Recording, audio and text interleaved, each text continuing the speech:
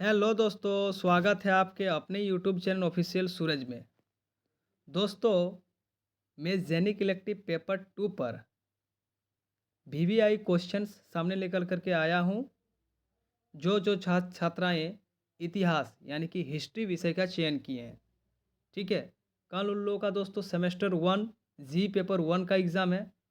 और मैं अभी दोस्तों जो आप लोगों को अभी क्वेश्चन बताने वाला हूँ, इसको ध्यान से देख लीजिए, क्योंकि अभी बता रहा हूँ, हो सकता है ये आप लोग यदि पढ़ के जाओगे तो कल आप लोगों का प्लस पॉइंट होने वाला है। भले ही मैं लेट से अभी अपडेट दे रहा हूँ, लेट से क्वेश्चन बता रहा हूँ। मोबाइल है आप लोगों के पास, यूट्यूब है। जो क्वेश्चन मैं अभी आप लोगों को बताऊंगा वो सब क्वेश्चन यूट्यूब में सर्च मारिए, उसका पूरा डिटेल इतिहास का पूरा महाभारत पढ़ा है यूट्यूब में, ठीक है। थोड़ा थोड़ा उसको देख लीजिएगा, आप लोग का अच्छा ही रिजल्ट आएगा, ठीक है। तो अभी मैं वीवीआई क्वेश्चन आप लोगों को बता दे रहा हूँ कि कौन कौन सा क्वेश्चन आने लायक क्वेश्चन है और कौन कौन सा क्वेश्चन पूछ सकता है और 100% पूछेगा ही। तो जो इतिहास विषय का चयन किए हैं वो ध्यान से देखेंगे, ठीक है। मैं पहले आज सेमेस्टर 1 का बता दे रहा हूँ, फिर सेमेस्टर 2 का भी मैं बाद में बता दूंगा।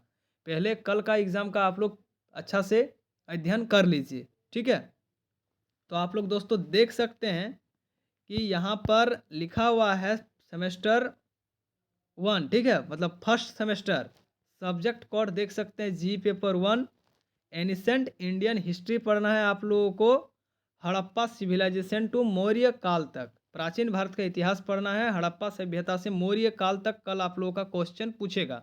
मैं थोड़ा थोड़ा ऑब्जेक्टिव टाइप का क्वेश्चन का भी मैं थोड़ा आप लोगों को हिंट्स दूंगा, क्योंकि ऑब्जेक्टिव टाइप का क्वेश्चन भी आप लोगों से पूछेगा। तो दोस्तों, सबसे पहले जो आप लोगों का क्वेश्चन आएगा, और वो 4 क्वेश्चन आप लोगों को लॉन्ग टाइप में दोस्तों बनाना है। 80 नंबर दोस्तों थ्योरी में आप लोगों का पूछने वाला है, एक्सटर्नल में 20 नंबर का तो इंटरनल आप लोगों का हो चुका है, ठीक है। I for internal, E for external. External exam का मैंने दोस्तों बता रहा हूँ, इंटरनल तो आप लोगों का हो गया कॉलेज में, इसका कोई दिक्कत नहीं है। तो सबसे पहले दोस्तों आप लोगों को 1 नंबर में जो पढ़ना है ना दोस्तों, वो पढ़ना है प्राचीन भारतीय इतिहास के स्रोतों का सर्वेक्षण। तो दोस्तों इसका क्वेश्चन आप लोग अपना कॉपी में लिख लीजिए, पेन और कॉपी उठाइए और लिखना प्रारंभ कीजिए। तो सबसे पहले आप लोग वीवीआई क्वेश्चन लिखिए नंबर 1, ठीक है। नंबर 1 क्वेश्चन लिखिए कि प्राचीन भारतीय इतिहास का, ठीक है, प्राचीन भारतीय इतिहास का साहित्यिक स्रोतों का वर्णन करें। यही क्वेश्चन दोस्तों कल आप लोगों का पूछेगा। यदि साहित्यिक स्रोत नहीं पूछेगा तो पुरातात्विक स्रोत तो पक्का आ जाएगा, या फिर दोनों आ सकता है। तो क्वेश्चन आप लोग ऐसा करके लिखिए कि प्राचीन भारतीय इतिहास का साहित्यिक एवं पुरातात्विक स्रोतों का सर्वेक्षण कीजिए। पहला वीवीआई क्वेश्चन है।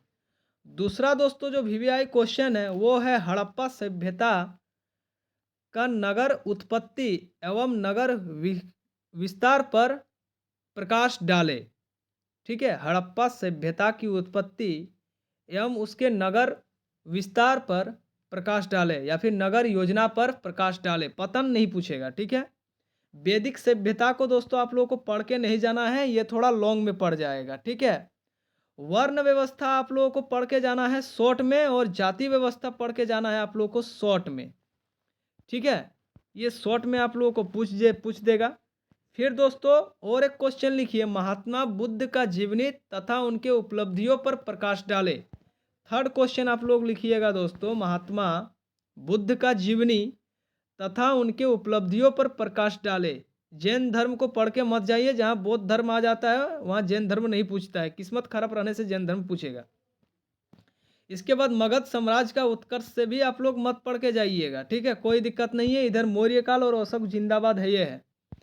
और उसके बाद आप लोग चौथा वीवीआई क्वेश्चन लिखिएगा दोस्तों, लिखिएगा चंद्रगुप्त मौर्य की जीवनी तथा उनके उपलब्धियों पर प्रकाश डाले। चंद्रगुप्त मौर्य की जीवनी तथा उनके उपलब्धियों पर प्रकाश डाले। इसको दोस्तों गारंटी है कि कल पढ़ के जाना ही जाना है। चंद्रगुप्त मौर्य की जीवनी एवं उनके उपलब्धियों पर प्रकाश डाले, इसको कल पढ़ के जाना है, ये पक्का आएगा। फिर पांचवा क्वेश्चन दोस्तों वीवीआई में आप लोग को दे रहा हूं, अशोक का धम्म, ठीक है। अशोक के धम्म पर प्रकाश डाले, यानी कि अशोक का धार्मिक नीति पर प्रकाश डाले। ये भी क्वेश्चन बहुत ज़्यादा इम्पोर्टेंट है। और लास्ट क्वेश्चन में छठा आप लोगों को दे रहा हूं दोस्तों, प्रशासन मौर्य प्रशासन पर एक निबंध लिखिए। इतना क्वेश्चन 6 क्वेश्चन में वीवीआई में आप लोगों को दे रहा हूं। 6 क्वेश्चन में 4 क्वेश्चन जो है दोस्तों आप लोगों का फुल गारंटी है कि मैच कर ही जाएगा। पहला क्वेश्चन मैंने आप लोगों को क्या बताया कि प्राचीन भारतीय इतिहास के साहित्यिक एवं पुरातात्विक स्रोतों का सर्वेक्षण कीजिए। पहला क्वेश्चन हो गया। दूसरा क्वेश्चन मैंने क्या बताया कि हड़प्पा सभ्यता की उत्पत्ति एवं नगर योजना पर प्रकाश डाले। दूसरा क्वेश्चन बताया। तीसरा क्वेश्चन मैंने क्या बताया प्यारे दोस्तों, तीसरा क्वेश्चन मैंने आप लोगों को बताया गौतम बुद्ध के बारे में, ठीक है। महात्मा बुद्ध की जीवनी तथा उनके उपलब्धियों पर प्रकाश डाले। तीसरा क्वेश्चन मैंने बताया ये। चौथा क्वेश्चन मैंने क्या बताया, चंद्रगुप्त मौर्य की जीवनी तथा उनकी उपलब्धियों पर प्रकाश डाले। पांचवा क्वेश्चन मैंने क्या बताया, अशोक के धार्मिक नीति पर निबंध लिखिए।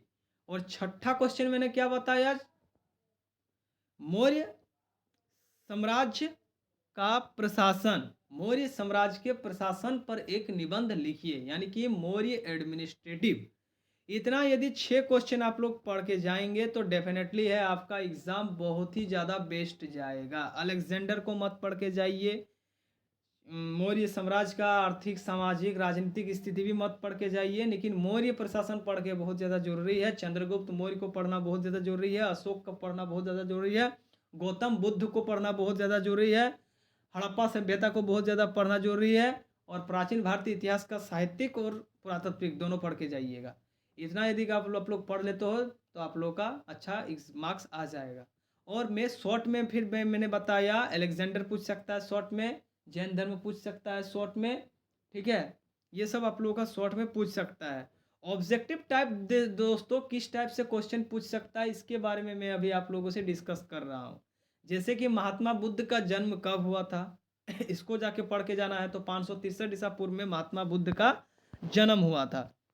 गौतम बुद्ध का मृत्यु कब हुआ था तो 483 बीसी में गौतम बुद्ध का मृत्यु हो गया था। गौतम बुद्ध का जन्म कहाँ हुआ था, किस प्रांत में हुआ था, कहाँ पर उसने अपना तप का मतलब तप किए थे, किस पेड़ के नीचे किए थे, ठीक ना। कालीबंगन ये सब से क्वेश्चन पूछेगा। मृतकों का टीला किसे कहा जाता है। चंद्रगुप्त मौर्य का जन्म कब हुआ था, चंद्रगुप्त मौर्य के पिता का नाम क्या था, चंद्रगुप्त मौर्य का पुत्र का नाम क्या था, मौर्य साम्राज्य का संस्थापक कौन था, मगध साम्राज्य का संस्थापक कौन था, ठीक है। अशोक का धम्म नीति पर क्वेश्चन पूछ सकता है, या फिर अशोक के पुत्र कौन था, पुत्र कौन था, पिता का नाम क्या था। जैन धर्म का 24वें तीर्थकर कौन था, 23वें तीर्थकर कौन था, जैन धर्म का संस्थापक कौन था, बौद्ध धर्म का संस्थापक कौन था।